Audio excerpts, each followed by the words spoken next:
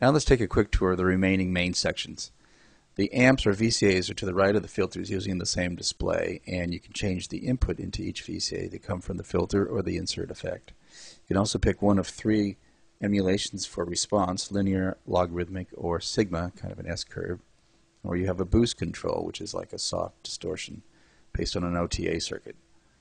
The VCA level is controlled there, and then your initial pan setting in the stereo field.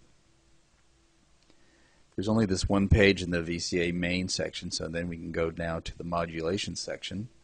And here we have a more limited destination source path, where we have a fixed path with source 1 always to the VCA and source 2 always to the panning. That will be expanded upon later. Now we can take a look at the envelope section. Below there you'll see 4 mute buttons, and these allow us to mute any of the 4 filter, amp, signal paths. And above that we'll have the 6 envelope selections.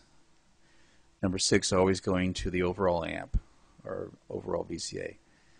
Each of the timing values for these DA-DSRs are from 1 millisecond up to 20 seconds.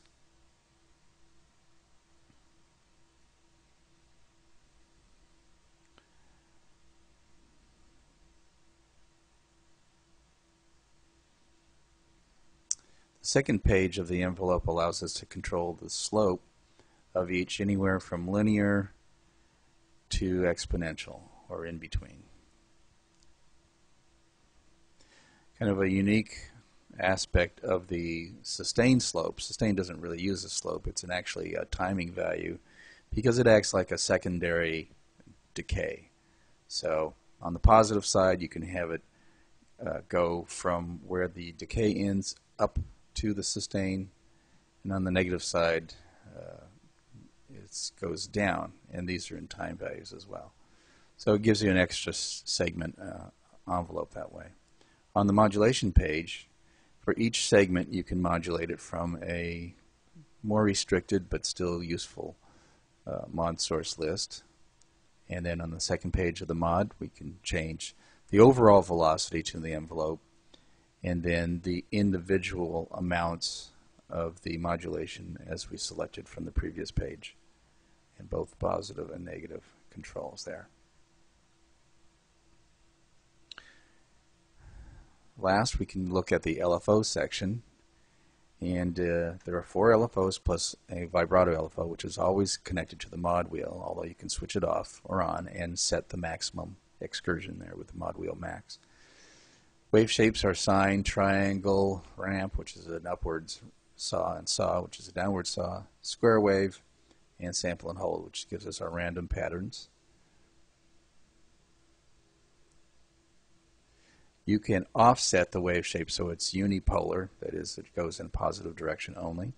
You can synchronize it to MIDI clocks at different rates, and you can have it retrigger. My retrigger LED doesn't work there, but when you retrigger it again, it sets the onset of the wave shape based on the phase setting and for every key on event. When you go to the modulation section, you have 3 sources this time, and the destinations are either rate or level for the LFOs.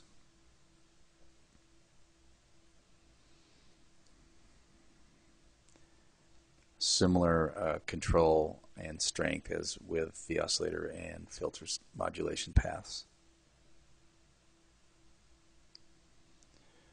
Also in the main section of the LFOs, there's a second page, and on the second page there's actually an envelope on the output level, so delay start, a fade in, and a fade out, and an overall level control.